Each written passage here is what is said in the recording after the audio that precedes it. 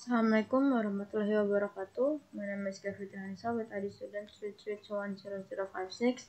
I'm here to make a video for the final project of window painting. And the theme of this video is a simultaneous window painting. And this is the first video. Apa itu bangsa? Upaya untuk secara formal mendefinisikan bangsa sebagai sebuah konsep politik dimulai pada tahun 1822 ketika filsuf dan zaman Prancis Ernest Renan menerbitkan esai yang berjudul Apa itu Bangsa. Dalam esai ini, Renan mendefinisikan bangsa sebagai solidaritas skala besar yang dibentuk oleh perasaan pengorbanan yang telah dilakukan seseorang di masa lalu dan pengorbanan yang harus dilakukan di masa depan.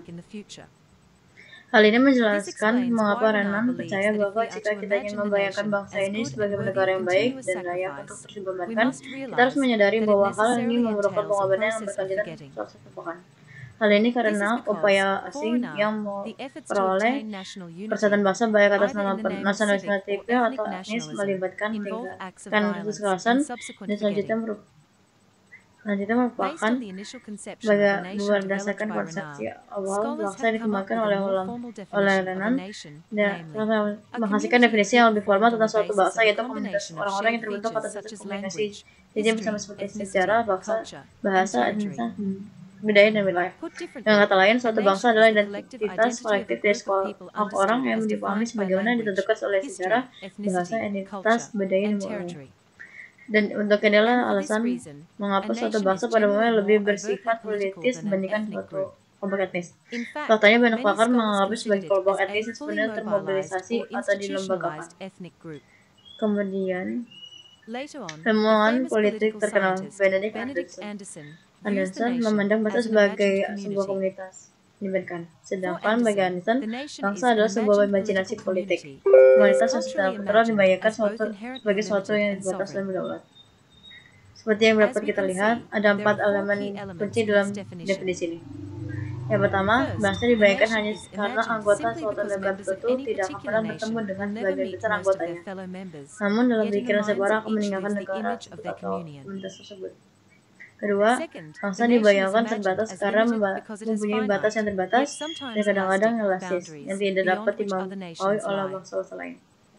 Ketiga, bangsa dibayangkan berdaulat karena konsep bangsa itu sendiri lahir dari zaman pencerahan dan revolusi, menghancurkan legitimasi ranah dinasti yang telah ditetapkan Tuhan. Akhirnya, bangsa dibayangkan sebagai sebuah komunitas. Karena terlepas dari kesenjangan dan eksploitasi yang terjadi di masing-masing negara, bangsa ini dipahami sebagai persahabatan horizontal yang mendalam. And now we next to the second video, and the second video is what is syntax. So let's get started. Sintaks adalah hukum bahasa yang menentukan urutan kata dan struktur kalimat dasar dalam berbagai bahasa. Setiap bahasa memiliki sintaks spesifik yang memberitahu pembicara dan pendengar bagian kalimat mana yang didahului untuk membantu mereka memahami apa yang dibacakan. Ini adalah pedoman yang kami gunakan saat berbicara dan menulis sehingga kalimat dapat dimengerti dan koheren. Berhati-hatilah terhadap kebingungan sintaks atau semantik dengan diksi. Ini merupakan tulang punggung konstruksi kalimat. Jadi mari kita uraikan definisi ini. Sintaks, seperti yang baru saja disebutkan, urutan adalah kata dalam sebuah kalimat. Diksi adalah pilihan kata tertentu yang dimaksudkan untuk mengungkapkan makna tertentu. Semantik adalah makna yang disampaikan oleh kata-kata tertentu yang digunakan. Kami akan fokus pada sintaks untuk video ini. Dalam bahasa Inggris, ada urutan kata yang ditetapkan untuk sebagian besar jenis kalimat. Tentu saja, selalu ada pengecualian. Namun seringkali kalimat standar bahasa Inggris akan memiliki urutan kata SVO. Subjek, kata kerja, objek. Seperti dalam anak laki-laki itu punya dua gender. Dalam kalimat ini kita mempunyai subjek anak laki, verb terlihat dan objek di luar. Gambar ini adalah fonsitas dalam tata bahasa Inggris yang digunakan oleh ahli bahasa untuk merencanakan struktur kalimat. Anda mungkin tidak sering menemukan fonsitas, tetapi mengetahui cara menggambarnya cukup berguna dan akan membantu Anda dalam memahami struktur kalimat. Pada bagian tersebut, Anda dapat melihat bahwa kalimat dipecah menjadi beberapa bagian: verb, kata kerja, kata benda, artikel, dan preposisi. Setelah selangkah ini, kata-kata tersebut dikelompokkan bersama untuk menentukan bagian kalimat mana yang merupakan frase benda, frase preposisi, atau frase kata kerja. Fakta menarik, SVO bukan satu-satunya struktur urutan kata. Bahasa lain memvariasikan urutan kata dan bahkan menyertakan komponen dalam sintaksnya. Dalam contoh yang diberikan dengan sintaks, subjek adalah kucing, atau kuncinya sat, atau duduk, dan objek adalah mattress. Dalam kedua ini ada cara lain untuk menuliskan sintaks. Dalam ini mengambil kalimat anjing itu mencintai gadis itu dan membaginya menjadi beberapa artikel. Benda, kata kerja, frasa, kata benda, dan frasa kata kerja seperti contoh sebelumnya. Dalam kalimat ini, subjek adalah anjing, kata kerjanya dicintai, dan objek adalah perempuannya. Sekali lagi, sintaks tidak untuk mengintimidasi, tapi digunakan untuk lebih memahami struktur kalimat dan untuk mengungkapkan tujuan setiap bagian dalam kalimat. Kegunaan tambahan dari sintaks adalah setiap kali susunan kata yang berbeda digunakan dalam sebuah kalimat. Susunan kata tersebut dapat dikode dengan meletakkan seperti contoh di atas. Contohnya, jika Anda menggunakan kalimat dalam bahasa Inggris yang begitu urutan aksio atau frase lainnya, membuat sintaks untuk melalui kalimat tersebut dapat membantu Anda menyusun kata-kata dalam urutan sehingga dapat memahami apa yang diucapkan. Mari recap. 1. Sintaks adalah struktur kalimat. 2. Diksi adalah pemilihan kata untuk menghubungkan satu kata tertentu. 3. Semantik adalah makna yang diungkapkan dari kata yang digunakan. 4. Sintaks adalah alat grafik yang rapi untuk memetakan struktur kalimat dan memahami urutan kata serta fungsinya dalam dunia bahasa Inggris. Terima kasih telah bergabung dengan kami untuk tutorial sintaks ini.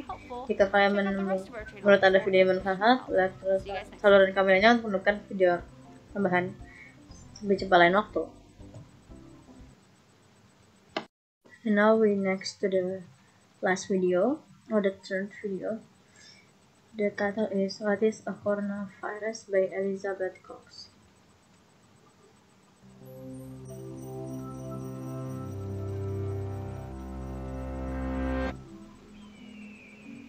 Selama hampir 1 dekade, ilmuwan mencari sumber virus baru yang mematikan hingga ke gunung tertinggi dan gua terpencil di China.